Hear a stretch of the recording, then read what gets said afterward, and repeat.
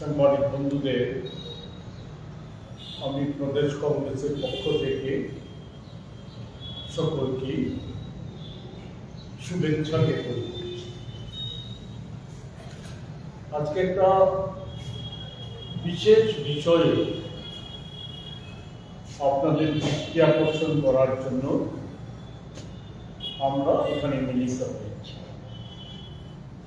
আমার সাথে উপস্থিত আছেন রাজ্য কংগ্রেসের তফসিলি জাতি শাখা রাজ্য চেয়ারম্যান শ্রী নিরঞ্জন দাস এবং এই সংগঠনেরই সদর জেলা সভাপতি জয়ধন সরকার।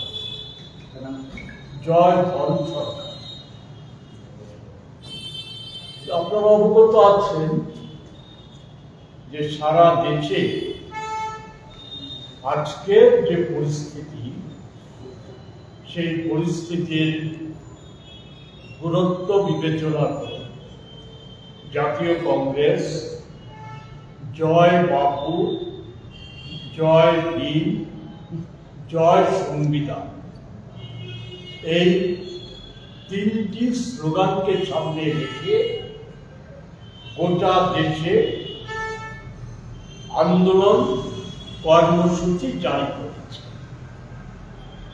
মানুষকে সচেতন করা, বিশেষত আজকে দেশের মধ্যে যেটা সবচাইতে সময় বড় আক্রমণ, যে আমাদের দেশের স্বাধীনতা প্রাপ্তি এবং এর নিরিখে দেশের যে পবিত্র সংবিধান, যা আমাদের চলার পথে দিক নির্দেশ করে আসছে, সেই সংবিধানটাকে পাল্টিয়ে দেওয়ার যে একটা ভয়ঙ্কর প্রচেষ্টা শাসক বিজেপির তরফ থেকে করা হচ্ছে, এর বিরুদ্ধে জনমত তৈরি করে শাসক দলের বিরুদ্ধে ব্যাপক গড়ে তোলার সংকল্প নেওয়ার প্রশ্নে এই কর্মসূচি হাতে নিয়েছে কংগ্রেস। এরই অঙ্গ হিসাবে আগামী 26শে জানুয়ারি আমাদের দেশের মহান প্রজাতন্ত্র দিবসে জাতীয় কংগ্রেসের আমাদের রাজ্য শাখা, রাজ্য প্রদেশ, তার যে একটা অন্যতম গুরুত্বপূর্ণ সংগঠন তফসিলি জাতি যে কংগ্রেস সংগঠন, ওনারা সিদ্ধান্ত নিয়েছেন জয় বাপু, জয় ভীম, জয় সংবিধান এই থিমকে সামনে রেখে রাজ্য ভিত্তিক কনভেনশন সংগঠিত, যা আগামী 26শে জানুয়ারি কুমারঘাটে অনুষ্ঠিত হতে যাচ্ছে। এর প্রাক্কালে আমি যেটা আপনাদের মাধ্যমে রাজ্যবাসীর দৃষ্টি আকর্ষণ করতে চাই, বিজেপির যে রাজনৈতিক অভিভাবক, তার চালিকা শক্তি আরএসএস, যারা বলা যায় তাদের জন্মলগ্ন থেকে যারা ভারতের জাতীয় স্বাধীনতা আন্দোলন এর বিরোধিতা করে আসছে, কার্যত ইংরেজদের স্থানবতা করে এসেছে, সেই আরএসএস যারা আমাদের দেশের স্বাধীনতা একে একদিকে যেমন অস্বীকার করেছে, আমাদের জাতীয় পতাকাকে মান্যতা দেয়নি, একটা সময় পর্যন্ত জাতীয় সঙ্গীতকে মান্যতা দেয়নি, আমাদের সংবিধান যে পবিত্র সংবিধান যা আমাদেরকে চালনা করে আসছে, সেই সংবিধানকেও মান্যতা দেয়। আমি ছোট্ট একটা উদাহরণ দিতে চাই। আপনারা সকলেই জানেন 1949 ইংরেজি 26শে নভেম্বর আমাদের এই পবিত্র সংবিধান সেটা আমাদের দেশে গ্রহণ করা হয়েছে। তার ঠিক 4 দিন পর 30শে জানুয়ারি 1949 ইংরেজি আরএসএস এর মুখপাত্র অর্গানাইজার পত্রিকায় লিখেছিলেন, দেশের এই সংবিধান প্রাচীন ভারতে যে অপূর্ব সাংবিধানিক অগ্রগতি ঘটেছিল তার কোনো উল্লেখ নেই। স্পার্টান লিকা গাস গ্রিক পুরানো দেবতা, অথবা সালার প্রাচীন গ্রিসের আইন প্রণেতা, এর বহু পূর্বেই মনুসংহিতা আইন কানুন তৈরি করা হয়েছে। আজকের সময়েও মনুস্মৃতিকে, মনোবর্ণিত আইন কানুনগুলিকে সারা বিশ্ব শুধু প্রশংসাই করে না, এগুলিকে মান্যতা দেয়, এগুলির উপযোগিতা স্বীকার করে। এই কথা উল্লেখ করে সেখানে বলেছিল, অথচ আমাদের দেশে সংবিধান পণ্ডিতরা, বাবা সাহেব আম্বেদকর সংবিধান রচনার কমিটির চেয়ারম্যান ছিলেন, সেই উনাকে উদ্দেশ্য করে সেখানে বলেছিল সংবিধান পণ্ডিতেরা এগুলির তাৎপর্য বহন করেনি এবং কোনো মান্যতা নেই, এবং এরপর থেকে এরা এই সংবিধানের বিরোধিতা করে আসছে। আজও যা বর্তমান,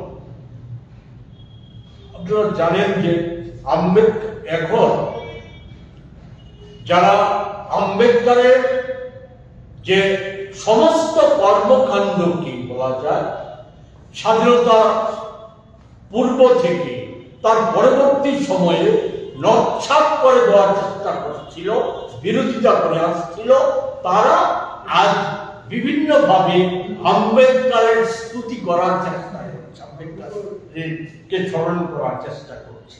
আমি এখানে বেশি কথা না বাড়িয়ে বলতে চাই, আপনারা এটাও জানেন আম্বেদকর জন্মেছিল মাহার সম্প্রদায়, সবচাইতে হিন্দুদের মধ্যে সবচাইতে ওই সময় একেবারে নিম্নবর্গে পিছিয়ে পড়া যে অংশটা, সেই বংশের উনি জন্মগ্রহণ করেছিলেন। উনি আম্বেদকর বলেছেন, নিজেই বলেছিলেন যে হিন্দু হলে পরেও হিন্দু ধর্মের তথাকথিত ব্রাহ্মণবাদী পণ্ডিতেরা যে মহাদেবকে পশুর চেয়েও নিকৃষ্ট সাধন মনে করত। অপমান লাঞ্ছনা স্বীকার করে আম্বেদকর বলেছিলেন, উনি হিন্দু হয়ে জন্ম হলেও হিন্দু হয়ে মরব না। 1956 সালে 5 লক্ষ অনুগামী সহ উনি হিন্দু ধর্ম পরিত্যাগ করে বুদ্ধ ধর্ম গ্রহণ করেছিলেন। আজকে বিজেপি নিজেদের পাপকে স্খলন করার জন্য তারা আজকে নানাভাবে বলার চেষ্টা করছে আম্বেদকরকে জীবিত অবস্থায় কংগ্রেস নাকি মর্যাদা দেয়, আম্বেদকরকে মৃত্যুর পরেও নাকি কংগ্রেস মর্যাদা দেয়। আমি ছোট্ট দুটো উদাহরণ, এক হচ্ছে ওই সময় মহাত্মা গান্ধী এবং পণ্ডিত জওহরলাল নেহরু যদি না চাইতেন, তাহলে কি আম্বেদকরকে ওই সংবিধান রচনা করার যে কমিটি, সেই কমিটির চেয়ারম্যান করা যেত? শুধু তাই না, আম্বেদকরকে গণ পরিষদে নির্বাচিত করার ক্ষেত্রে যে দুজন সবচাইতে উল্লেখযোগ্য ভূমিকা নিয়েছিলেন, একজন হচ্ছে সকলেই জানে, একজন হচ্ছে সেই সময়কার তফসিলি সম্প্রদায়ের একজন রাজশাহীর নেতা ছিলেন যুগেন মন্ডল, আরেকজন ছিলেন কংগ্রেস বিধায়ক জগন্নাথ বিশ্বাস। তারাই সমর্থক, বিধানসভার সমর্থক জোগাড় করে, সদস্যদের মধ্যে সমর্থক জোগাড় করে আম্বেদকরকে বিধান পরিষদের সদস্য নির্বাচিত করেছে। এবং এটা সকলেই জানে যে বিজেপি যাই বলার চেষ্টা করুক না, স্বাধীনতার পূর্বে মহাত্মা গান্ধী যেমন বিদেশি দ্রব্য বর্জনের ডাক দিয়েছিলেন, তেমনি আম্বেদকর আজকে বিজেপি যাদেরকে অনুসরণ করে, আমি আগে বলেছি তাদের রাজনৈতিক অভিভাবক আরএসএস, যারা মনুসংহিতার সংবিধান আমাদের দেশে চালু করতে চায়, সেই সংবিধানকে মনুসংহিতাকে গান্ধীজির পাশাপাশি বর্জনের ডাক দিয়েছে। আম্বেদকর আর মহাত্মা গান্ধী একে অপরের পরিপূরক হয়ে উঠেছে।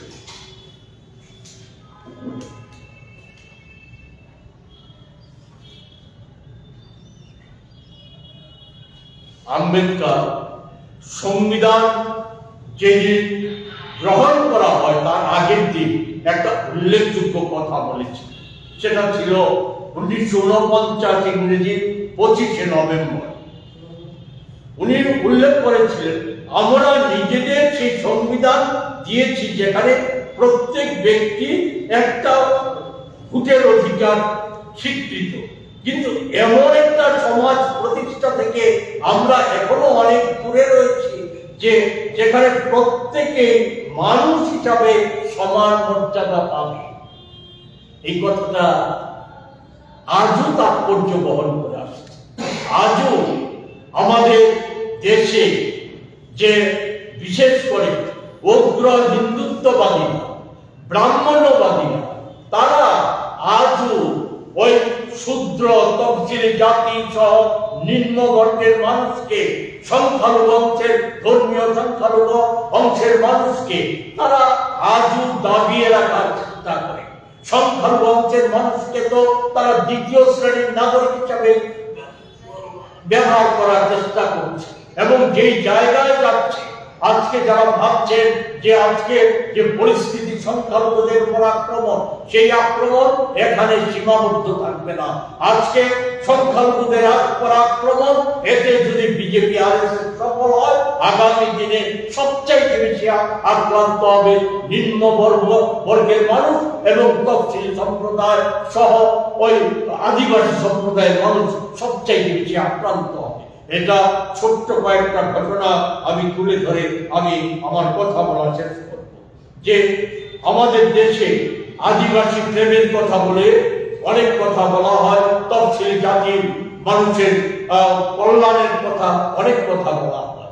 আম্বেদকরকে, এটা সকলেই জানেন, 80 দশকের আগে পর্যন্ত আম্বেদকরকে যেমন আরএসএস একটা সময় পর্যন্ত তাদের দপ্তরের স্বাধীনতা দিবস পালন করেনি, জাতীয় পতাকা উত্তোলন করেনি, তেমনি আম্বেদকর সম্পর্কে কোনো উচ্চবাচ্য করেনি 80 দশকের আগ পর্যন্ত। কি বিজেপি, কি জনসংঘ, কি আরএসএস, কেউই সেই সম্পর্কে কোনো কর্ণপাত করেনি।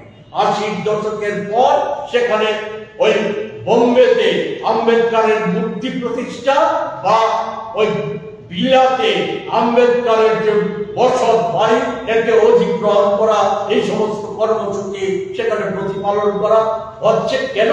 একটাই লক্ষ্য, সেই লক্ষ্য হচ্ছে ভারতে ক্ষমতা দখল করা আর ক্ষমতায় টিকে থাকা।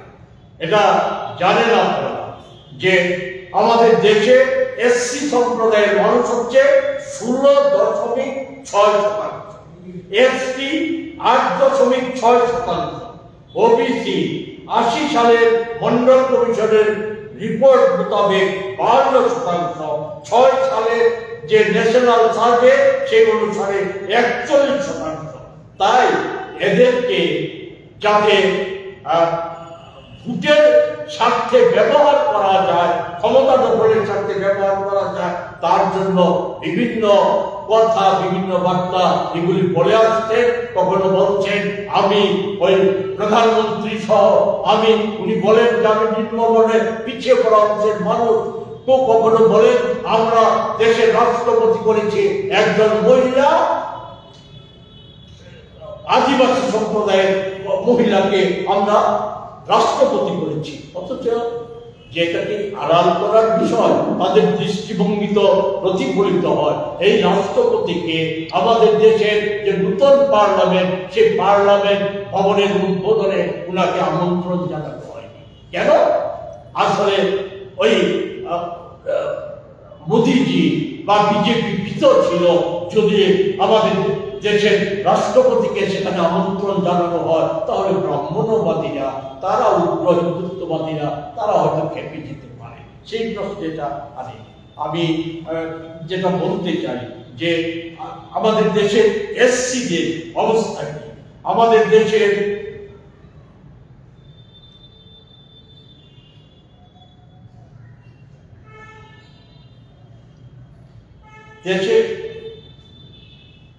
জেনারেল কাস্টের 9% মানুষ হচ্ছে বিপিএল, এসসি সেই জায়গায় হচ্ছে 34% এসসি হচ্ছে বিপিএল মুক্ত।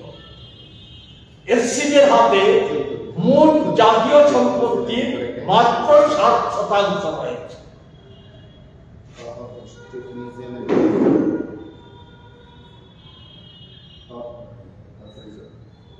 এর সাথে যদি আমরা দেখি মোদি জমানা নিম্নবর্গের মানুষদের উপর, বিশেষ করে দলিতদের উপর আক্রমণ কিভাবে বাড়ছে। 14-15 সালে মাদ্রাজ আইআইটিতে আম্বেদকর পেরিয়ার স্টাডি সার্কেলের উপর ভয়ঙ্কর আক্রমণ সংঘটিত। এতে এসসি সম্প্রদায়ের ছাত্ররা তারা সেখানে আক্রান্ত হয়। 15 সালে হায়দ্রাবাদ ইউনিভার্সিটিতে এসসি ছাত্রদের উপর আক্রমণের ঘটনা। 16-তে আপনারা জানেন মেধাবী ছাত্র রোহিত ভেমুলাকে আত্মহত্যা করতে বাধ্য করা হয়েছে। 11 জুলাই গুজরাটে মৃত গরুর চামড়া ছাড়াবার অপরাধে 7 জন দলিতকে পিটিয়ে হত্যা করা হয়েছে। সেই 16 সালে 22 মে আরো 7 জন দলিতকে গুজরাটে হত্যা করা হয়। 16 সালের 10 জুলাই কর্ণাটকে 5 জন দলিতকে পিটিয়ে হত্যা করা ঘটনা। এগুলি উল্লেখ করার মতো যে এসসিদের উপর কি ভয়ঙ্কর আক্রমণ নামিয়ে আনা হয়েছে গোটা দেশে মোদির জমানায়। এই সময়ে যে এসসি, আমাদের এসসিদের কল্যাণে যে কর্মসূচির কথা বলা হচ্ছে, আদতে কি আমাদের জনসংখ্যার অনুপাতে যে আমাদের এসসি এসটি রিজার্ভেশন, সেই রিজার্ভেশন ক্রমশ কমিয়ে আনা হচ্ছে। বর্তমানে রিজার্ভেশন কি, রিজার্ভেশনের পরিমাণটা হচ্ছে 3% কাছাকাছি মাত্র রিজার্ভেশন। সেই জায়গায় দাঁড়িয়ে আমাদের রাজ্যের অবস্থা আরো ভয়াবহ। রাজ্যের কিছু তথ্য দিয়ে আমার কথা বলা শেষ করবো, যেখানে বাকিটা আমাদের এই দাবি সনদ বিষয় নিরঞ্জন বাবু তুলে ধরবেন। আমাদের রাজ্যে হচ্ছে যা বেকার, তার মধ্যে 86,000-এর বেশি হচ্ছে এসসি সম্প্রদায়ের বেকার। রাজ্য সরকার সর্বমোট 56,000-এর বেশি শূন্য। এর মধ্যে কেমন এসসি দলনী সরকার যে আমাদের এসসি দের সাথে রিলেটেড তফসিলি জাতি উন্নয়ন দপ্তর সহ যে দপ্তরগুলি এর সাথে রিলেটেড, এতে শুধু শূন্য পদের সংখ্যা হচ্ছে 11,000। এর মধ্যে এসসি রিজার্ভ পদ আছে, এগুলিতে নিয়োগ করা হচ্ছে না। সম্প্রতি যে বন্যা হয়ে গেল, ভয়াবহ বন্যা হয়ে গেল, গোটা দেশে সব রাজ্যে 17 লক্ষের বেশি মানুষ ক্ষতিগ্রস্ত হয়েছে। এটা সরকার স্বীকৃত। তার মধ্যে আমি শুধু এসসিদের কথাই যদি ধরি, এসসি যারা মৎস্য ব্যবসায়ী, তার মধ্যে মৎস্যজীবী, তার মধ্যে 98% বেশি হচ্ছে তফসিলি সম্প্রদায়। সেই জায়গায় 1,30,832 জন মৎস্য চাষী ক্ষতিগ্রস্ত হয়েছে। অথচ সরকার এখন পর্যন্ত এই ক্ষতিগ্রস্ত মৎস্য চাষীদের নিয়ে রসিকতা করা ব্যতীত কোন ত্রাণ তাদের জন্য গোটা রাজ্যে কৃষকদের তাদের সবচাইতে বেশি ক্ষতিগ্রস্ত হয়েছে। যারা ফসল উৎপাদন করে কৃষকরা সংখ্যায় তারা সবচাইতে বেশি, তাদের সাথে যেমন রসিকতা করা হয়েছে, ত্রাণ নিয়ে যতটাই বরাদ্দ করা হয়েছে দুর্নীতি হয়েছে। মৎস্যজীবীদের ক্ষেত্রে একই যে মিস করা হয়েছে সেই ত্রাণ নিয়ে দুর্নীতি, এই জায়গায় দাঁড়িয়ে আমরা গোটা দেশে আজকে যে আওয়াজ, সেই আওয়াজটা হচ্ছে কি যে আমাদের সংবিধান রক্ষা করতে হবে এবং পাশাপাশি আমাদের জাত গণনা আদম সময়তে আমাদের জাত গণনা করতে হবে। জাত গণনায় সীমাবদ্ধ রাখলে চলবে না। জাত গণনা করার পর আমাদের যে এসসি সহ অন্যান্য সম্প্রদায়ের যে পিছিয়ে পড়া অংশের মানুষ আছে তাদের সংখ্যা অনুযায়ী সর্বত্র সংরক্ষণ চালু করতে হবে। আমাদের সর্বভারতীয় ক্ষেত্রে আমাদের দাবি হচ্ছে যে সমস্ত শূন্যপদ পূরণের পাশাপাশি আমাদের যে বেসরকারি ক্ষেত্র আছে, এটা সবচাইতে বড় ক্ষেত্র চাকরির ক্ষেত্রে, বেসরকারি ক্ষেত্রেও সংরক্ষণ চালু করতে হবে। ফলে এই যে জাতীয় ক্ষেত্রে এই দাবি সহ রাজ্যের প্রেক্ষাপটে আরো যে সমস্ত দাবিগুলি আছে সেই দাবিগুলি নিয়ে বন্যা পীড়িত মানুষকে সাহায্য এবং আমাদের রাজ্যের যে এখন কোন সম্প্রদায়ের না গোটা রাজ্যেরই অস্তিত্বের প্রশ্নে মানুষকে রক্ষা করার প্রশ্নে যে সবচাইতে জরুরি দাবি সে হচ্ছে নেশা বাণিজ্য প্রতিরোধ করা, নেশা বাণিজ্য রোধে কার্যকরী ব্যবস্থা গ্রহণ করা। ওই দাবি সহ আরো যে দাবিগুলি আছে সেই দাবিতে যে কনভেনশন, রাজ্যব্যাপী কনভেনশন হতে যাচ্ছে, সেই কনভেনশনকে সফল করার প্রশ্নে আমরা সমস্ত অংশের মানুষের সাহায্য চাইছি এবং এই কনভেনশন থেকে এই দাবি সনদের ভিত্তিতে আমরা শুধু আলাপ আলোচনা নয়, আমরা এই দাবি সনদের ভিত্তিতে সমস্ত আমাদের শাখা সংগঠনগুলি তারা আন্দোলনের কর্মসূচি নিচ্ছে। এই আন্দোলনের মধ্য দিয়ে আমরা রাজ্যে একটা শক্তিশালী গণ আন্দোলন গড়ে তুলতে চাই, যে আন্দোলনের মধ্য দিয়ে এই রাজ্যের যে ডাবল ইঞ্জিনের তথাকথিত সরকার, যে সরকার আজকে সমস্ত ক্ষেত্রে ব্যর্থ, শুধু না সম্পূর্ণ দুর্নীতিতে নিমজ্জিত এই বেশিবাদী সরকার, সেই সরকারকে ক্ষমতাচ্যুত করার যে লড়াই, সেই লড়াইকে তীব্রতর করা হবে। এই কনভেনশনের মধ্য থেকে সেই প্রস্তুতি গ্রহণ করা হবে। এই কথাগুলি বলে আমি আমার কথা বলা শেষ করছি। আপনাদের যদি কোনো বিষয় জানার থাকে তো নিরঞ্জন বাবু বলার পর আপনারা বলবেন। নিরঞ্জন বাবু এখন দাবিগুলি সহ আমাদের যে আমি মূল যে বিষয়টা দাবিগুলি উল্লেখ করো সেই বিষয়ের সাথে আর যে বিষয়গুলি আছে সেগুলো যুক্ত করে একটু আলোচনা করবেন। একটু সময় আপনার।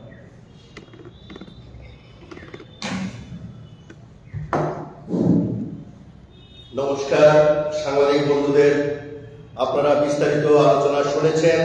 আমাদের প্রদেশ কংগ্রেসের অন্যতম এক্সিকিউটিভ মেম্বার তথা ত্রিপুরা প্রদেশ কংগ্রেসের মুখপাত্র প্রবীর চক্রবর্তী মহোদয়ের কাছ থেকে আপনাদের মাধ্যমে রাজ্যবাসীর কাছে আমরা অনুরোধ করছি, আগামী 26শে জানুয়ারি ঊনকোটি জেলার কুমারঘাটে আমরা একদিনের রাজ্য কনভেনশন করতে যাচ্ছি।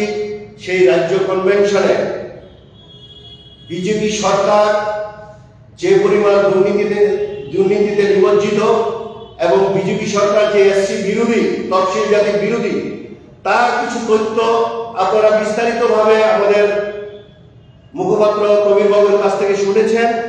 আর যে দাবি দাওয়া নিয়ে আমরা আগামী দিন একটা আন্দোলন সংগঠিত করব। যদি আমাদের দাবিগুলি অবিলম্বে পূরণ না হয় তাহলে আমরা ত্রিপুরা প্রদেশ কংগ্রেসের নেতৃত্বে ত্রিপুরা তফসিল কংগ্রেস একটা দুর্বার আন্দোলন গড়ে তুলব। আমাদের সেই দাবিগুলির মধ্যে হচ্ছে অবিলম্বে জাতি জনগণনা করতে হবে। আপনারা শুনেছেন জাতি জনগণনা আজকে ভারতবর্ষে খুবই ইম্পর্টেন্ট ম্যাটার। প্রত্যেকটা ভারতবর্ষের প্রত্যেকটা বর্তমান অবস্থা অনুযায়ী যে জনসংখ্যা, সেই জনসংখ্যায় দেখা গেছে যে তার চেয়ে আরো অধিক পরিমাণে তফসিল জাতি, তফসিল উপজাতি, ওবিসি, মাইনরিটি এইগুলি অনেক বৃদ্ধি পেয়েছে। কাজেই আমরা সরকারের কাছে অবিলম্বে জাতি গণনা করার জন্য দাবি রাখছি। 2 নম্বর হচ্ছে ত্রিপুরা থেকে লোকসভায় তফসিল জাতির জন্য একটি আসন সংরক্ষিত করতে হবে। 3 নম্বর হচ্ছে অবিলম্বে ব্যাকলগ সহ সমস্ত শূন্যপদ পূরণ করতে হবে। 4 নম্বর হচ্ছে তফসিল বেকার যুবক যুবতীদের বিনা শর্তে 25 লক্ষ টাকা ঋণ মঞ্জুর করতে হবে। 5 নম্বর হচ্ছে রেগার মজুরি 500 টাকা করতে হবে। 6 নম্বর হচ্ছে প্রাথমিক স্তর থেকে বিশ্ববিদ্যালয় পর্যন্ত তফসিলি ছাত্রছাত্রীদের অবৈতনিক শিক্ষা প্রথা চালু করতে হবে। 7 নম্বর প্রতিটি মহকুমায় তফসিল ছাত্রছাত্রীর জন্য ছাত্রাবাস নির্মাণ করতে হবে।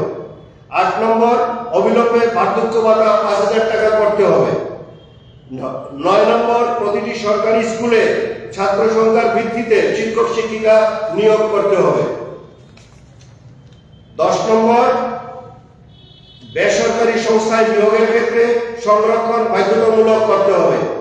11 নম্বর সরকারি সমস্ত লাভজনক সংস্থায় ডিস্ট্রিবিউটর ডিলার নিয়োগের ক্ষেত্রে সংরক্ষণ চালু করতে হবে। 12 নম্বর উচ্চশিক্ষার ক্ষেত্রে কোর্স ফি অনুযায়ী সরকারি আধা সরকারি কর্পোরেশন ব্যাংক থেকে পর্যাপ্ত পরিমাণ ঋণ প্রদানের বন্দোবস্ত করতে হবে। 13 নম্বর তফসিলভুক্ত জাতির শিক্ষিত ডিগ্রি ডিপ্লোমা ইঞ্জিনিয়ার এবং বেকারদের বাৎসরিক 25 লক্ষ টাকার কাজ ফর্ম 11 এর মাধ্যমে দিতে হবে। 14 নম্বর স্টাইপেন্ড পাওয়ার ক্ষেত্রে পিতামাতার বাৎসরিক আয়ের ঊর্ধ্বসীমা 12 লক্ষ টাকা করতে হবে। 15 নম্বর সমস্ত বেকারদের শিক্ষাগত যোগ্যতা অনুযায়ী বেকার ভাতা দিতে হবে। এই 15টা দাবি নিয়ে আগামী 26শে জানুয়ারি আমরা কুমারঘাটে একদিনের রাজ্য কনভেনশন করতে যাচ্ছি। সরকারের কাছে আমাদের অনুরোধ থাকবে ওনারা এই দাবিগুলি যাতে অবিলম্বে পূরণ করেন। যদি এই দাবিগুলি পূরণ না হয় আমরা তফসিল জাতি ত্রিপুরা প্রদেশ কংগ্রেসের ব্যানারে আমরা দীর্ঘমেয়াদী একটা আন্দোলন সংগঠিত করব এবং সেই আন্দোলনের ধারাবাহিকতা সরকার নিজেরাই টের পেয়ে যাবে। সেই আন্দোলন এত দুর্বার গতিতে হবে রাজ্যের সমস্ত এসসি এসটি ওবিসি মাইনরিটি জনগণ এই সরকারের বিরুদ্ধে একটা দুর্বার আন্দোলন গঠন করবেন। এই কথাগুলি বলে আমি আমার এই দাবিগুলি আপনাদের সামনে তুলে ধরলাম এবং জয় বাপু জয় ভীম জয় সংবিধান এই থিমকে সামনে রেখে আমরা আগামী দিনের কর্মসূচি গ্রহণ করব। কাজেই সরকারের কাছে অনুরোধ আপনারা এই দাবিগুলি অবিলম্বে কনসিডার করবেন এই আশা রেখে আমি আমার বক্তব্য এখানে শেষ করলাম। একটু সময় দিন, একটা বিষয় আমি ক্রস করে গেছি। সকলেই জানেন যে সংবিধানের 75 বৎসর যে পালন করার প্রশ্নে যে পার্লামেন্টে আলোচনা হচ্ছিল সেই আলোচনার সময় জবাবি ভাষণের সময় আমাদের দেশের স্বরাষ্ট্রমন্ত্রী অমিত শাহ যে আম্বেদকর সম্পর্কে অপমান সূচক যে বক্তব্য রেখেছিলেন যা গোটা দেশ নিন্দা জানাচ্ছে। এই ক্ষেত্রে আমাদের জাতীয় কংগ্রেস আমরা ত্রিপুরা প্রদেশ কমিটি মনে করি এটা অমিত শাহ কোন বলা যায় আকস্মিক কোন বক্তব্য না বা মুখ থেকে হঠাৎ বেরিয়ে গেছে এমন না। এটা হচ্ছে যে বিজেপি বা তার অভিভাবক রাজনৈতিক অভিভাবক আম্বেদকর সম্পর্কে এবং আমাদের দেশের তফসিলি সহ নিম্নবর্গের মানুষ সম্পর্কে যে অভিমত পোষণ করে আসছেন স্বাধীনতার পূর্ব থেকে, যার উত্তরাধিকার বহন করে চলেছেন আজকের দিনে হিন্দুত্বে যে ধারক বাহক হয়ে ওঠা মোদী অমিত শাহরা যার উত্তরাধিকার বহন করে এসেছে তারা তাদের এটা যে ভেতরকার যে পরিকল্পনাটা এটাই বলা যায় বেরিয়ে গেছে অমিত শাহ মুখ দিয়ে, যাকে আমরা সংক্ষেপে বলি যে বাংলাতে একটা কথা চালু আছে সেটা হচ্ছে যে সম্ভবত কথাটা যদি আমি ভুল না বলে থাকি যে এই ফার্স্ট হয়ে যাওয়া এটাকে কি যে বলা হয় যে প্রকৃত সত্যটা এটা বহিঃপ্রকাশ হয়েছে অমিত শাহ মুখ দিয়ে, এটা আড়াল করে যায়নি। এটা হচ্ছে আমাদের দেশকে যেটা তারা তাদের লক্ষ্য যে পাল্টিয়ে ফেলা, সংবিধানকে পাল্টিয়ে ফেলা, এর সাথে এর পরিপূরক হিসাবে। তাই তো দেখা যায় এত মানে ভয়ঙ্কর শব্দ, এত বিদ্বেষমূলক শব্দ যা আমাদের সংবিধান প্রণেতাকে শুধু অপমান করেনি, গোটা দেশবাসীকে অপমান করেছে, তাদের আবেগকে আঘাত করেছে।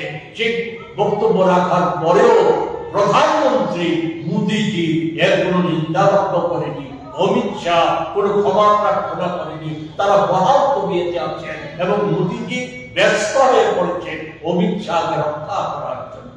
সেই জায়গায় দাঁড়িয়ে আমাদের জয় বাপু, জয় বীর, জয় সংবিধান, এই লড়াইয়ের এটা একটা অংশ যে অমিত শাহ পদত্যাগ দাবি আমরা করেছি। পদত্যাগ যদি না করে তাকে বহিষ্কার করা, এটাও লড়াইয়ের একটা অংশ, এটাও আমাদের এই কনভেনশনের এটাও একটা অন্যতম বিষয় হিসেবে থাকবে।